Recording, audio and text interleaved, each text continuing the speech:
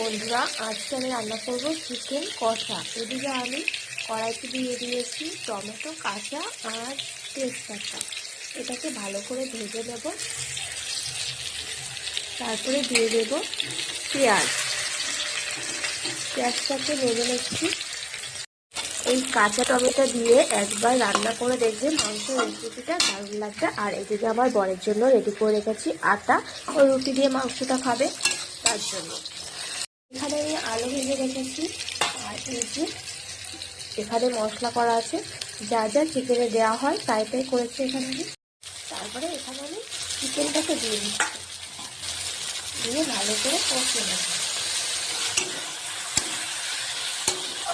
আমার মতো এই রান্নাটা করে দেখবে, দারুণ লাগবে। এটা রুটির সঙ্গে খাওয়ার জন্য করছি আমি।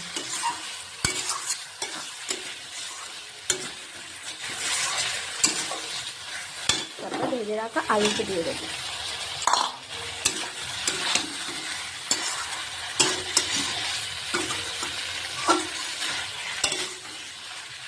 বন্ধুরা, কেমন কালার এসছে দেখেছো?